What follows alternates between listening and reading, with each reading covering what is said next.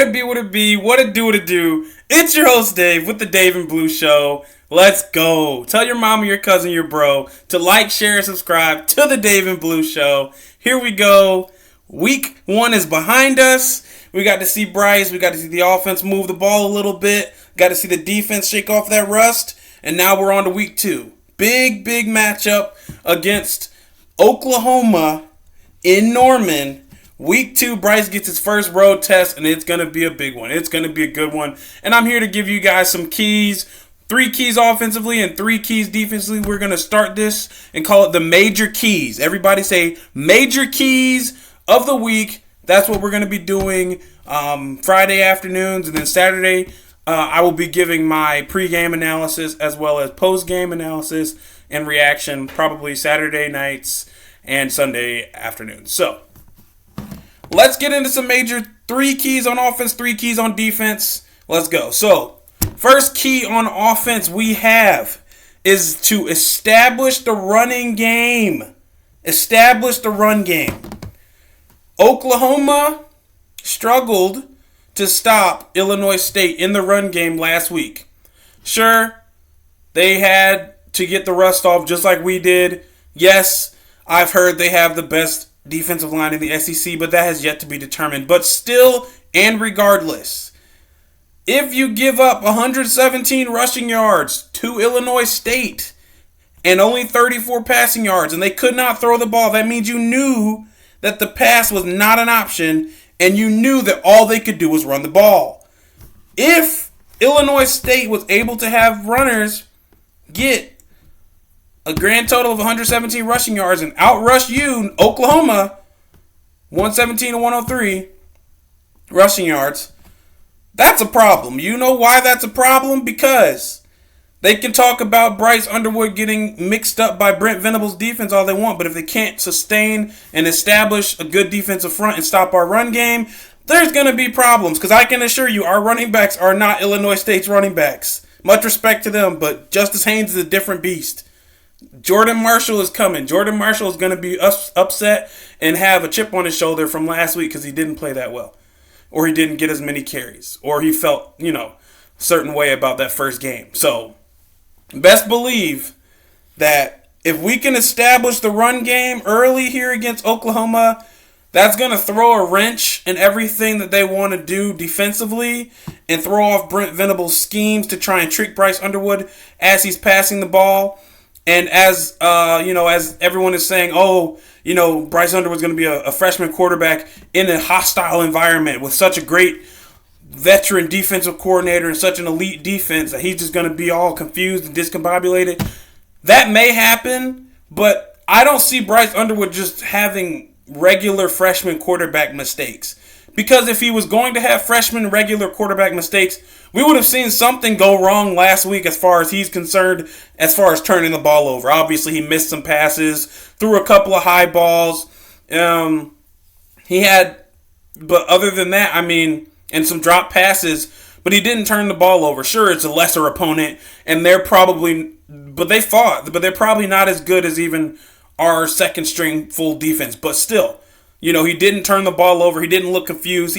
I've heard that his stats for getting rid of the ball is 2.2 seconds for him to release the ball. So that means he was reading and he was being able to react and send the ball out with precision, accuracy, and speed and be ready to go on to the next play. So, like I said, if we can establish a run game, which is what Michigan wants to do, is establish a run game. Yes, we have a quarterback. Yes, we brought in Donovan McCulley.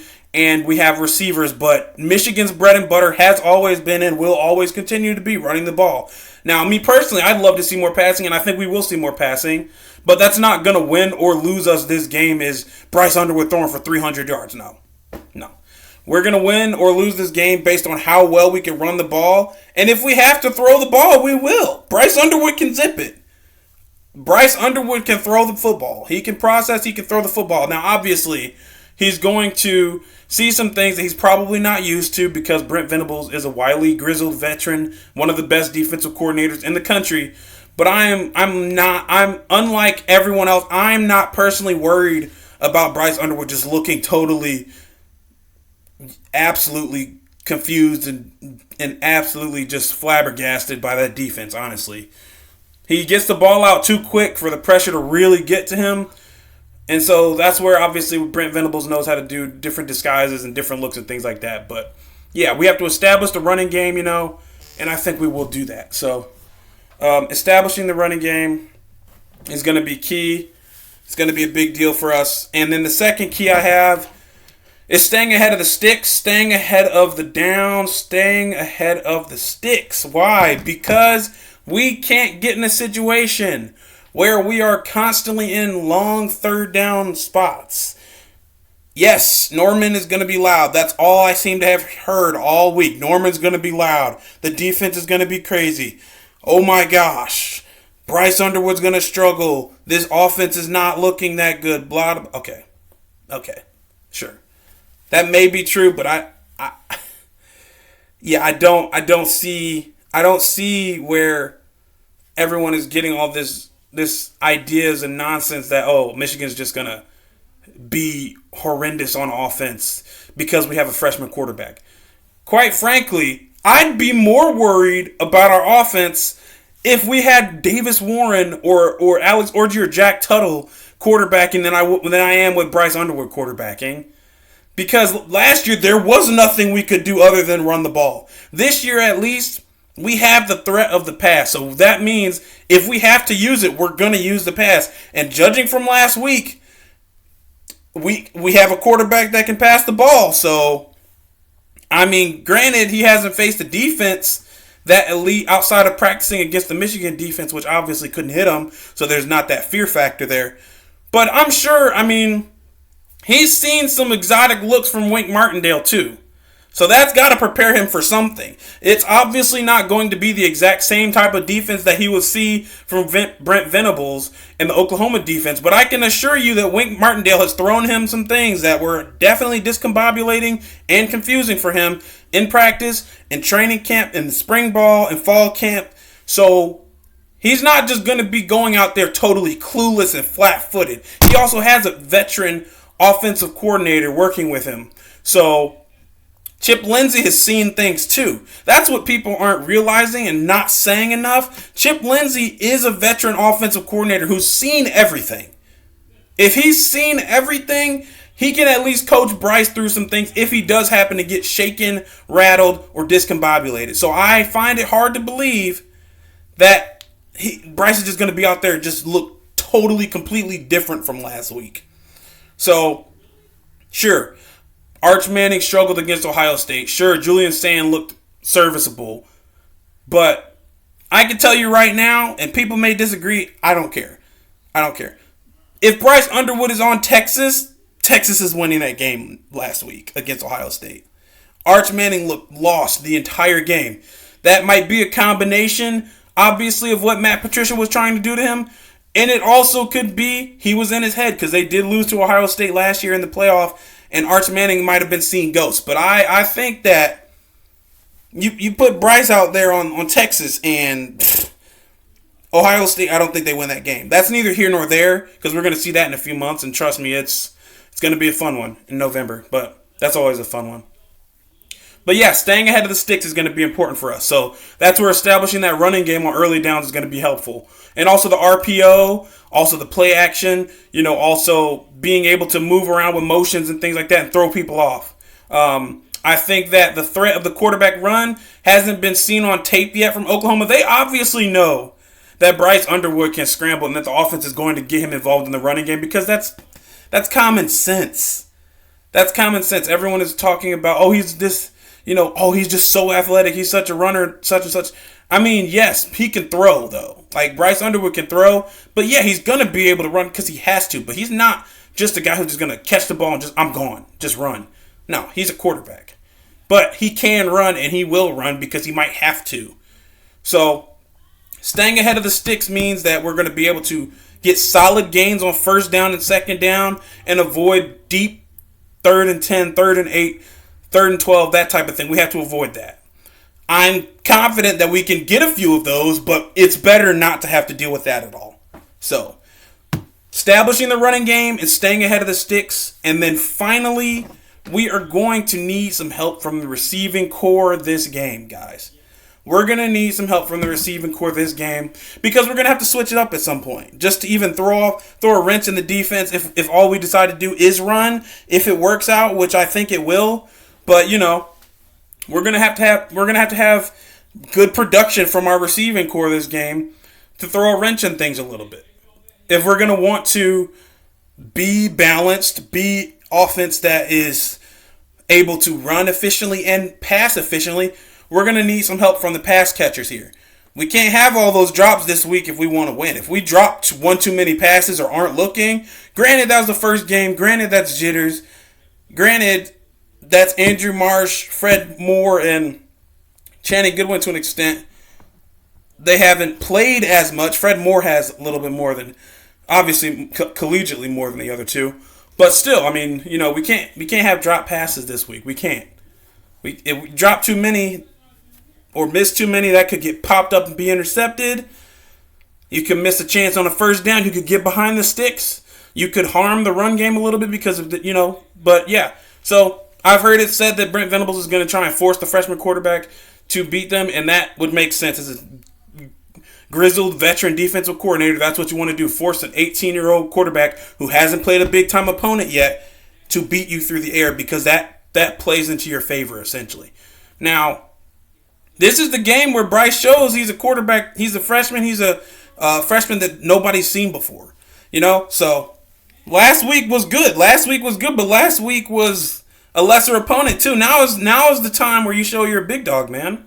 Now is the time. So it came super early. Obviously, the second week of the season is when you have to really show it, but we're going to see. And I don't see Bryce having a bad game. I'm sorry.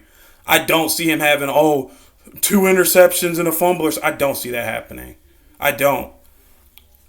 I think he'll take a sack before he just throws an errant pass for no reason.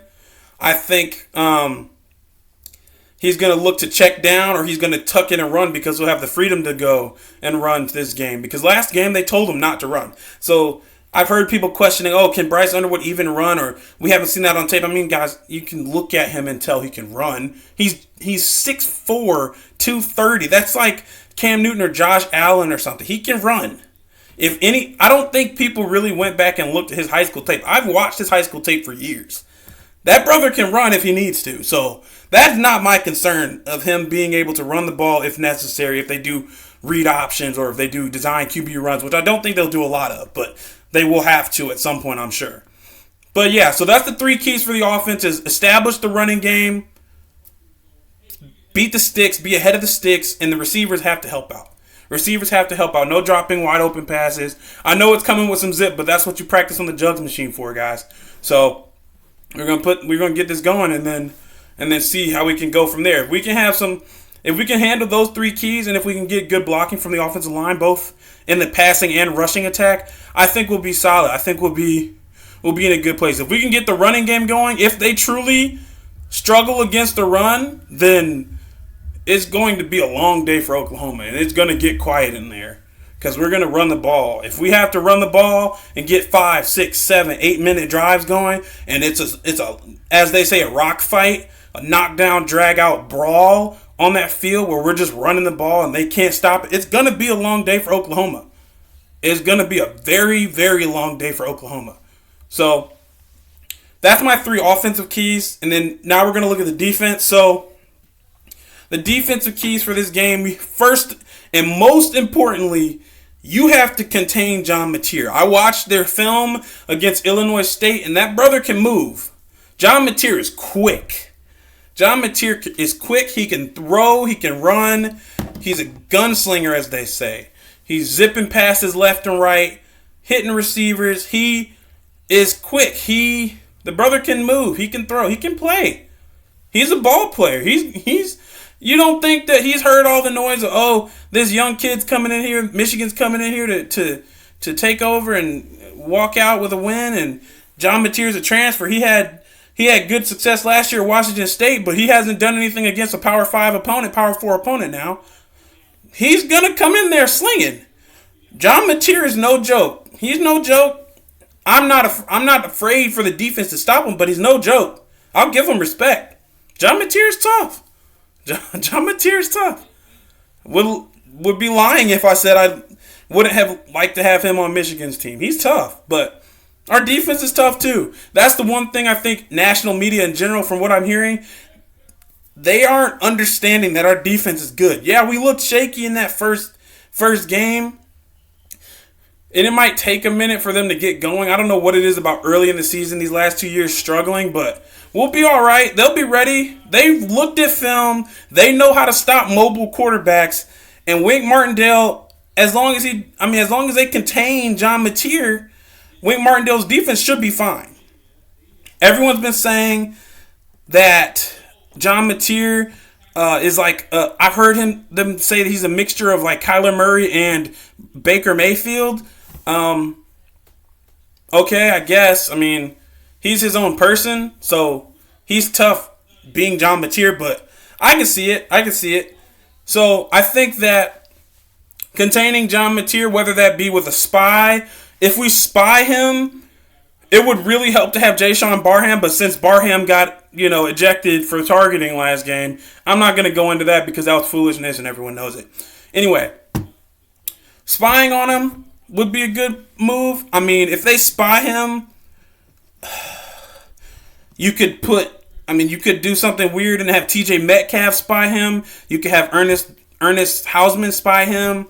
You're going to have to keep contained with those defensive ends. If they're rushing down, they got to keep contained. I think last week when they did the screen for New Mexico, we crashed down. I think it may have been Cam Brandt.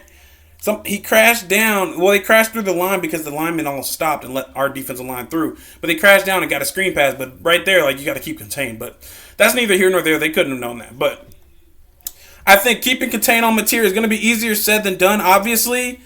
And he's a different runner than Milroe. Mateer is shifty.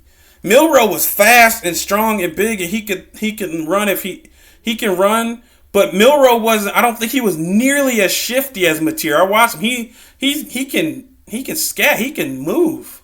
So it's a little bit different containing him compared to Milroe, because Milroe had speed, and once he got out, he's gone. But Mateer can make you miss. Milroe didn't make us miss, but Mateer can make you miss. So you have to break down, chop, chop, shoot, man.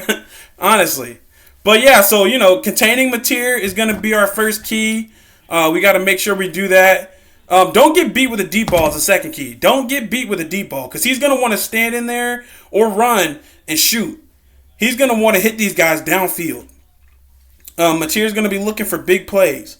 He's going to be looking to really hear that crowd roar. He's going to want Dion. He's going to want, I think his name is Deion Burks and Keontez Lewis. He's going to hit those. He's going to want to hit those guys downfield. And their tight end, number 12. He's going to want to hit those guys downfield and over the middle. And he's going to want to chuck it. He's a gunslinger. They call him a gunslinger for a reason. He wants to chuck the ball. So, can't get beat deep. We cannot get beat deep. Jair Hill, I'm looking at you, man. We cannot get beat deep, brother. No falling for double moves or anything like that.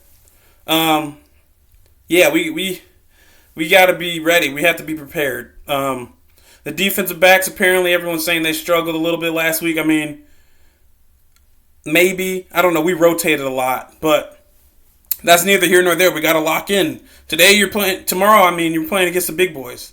These dudes are no joke.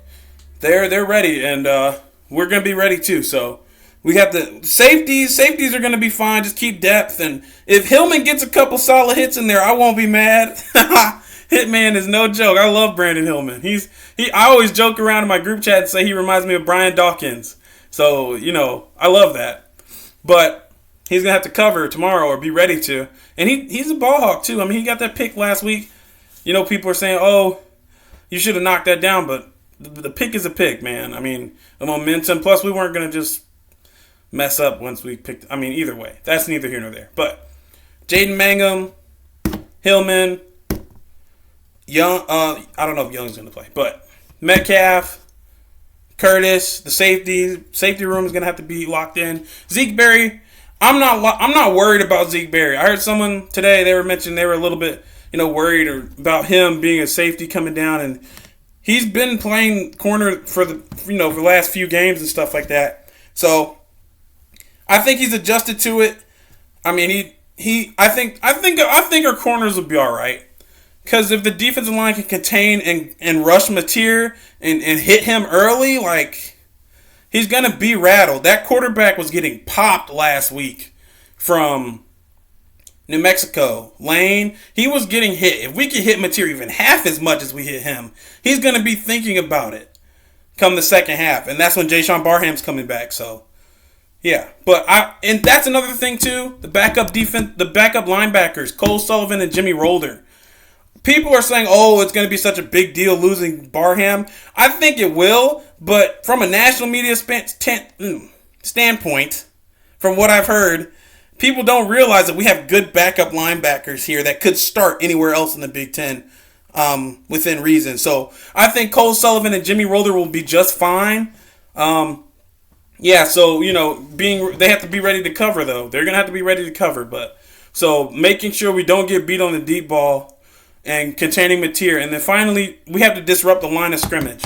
The defensive line is going to have to be monstrous. They're big guys. We have a deep rotation.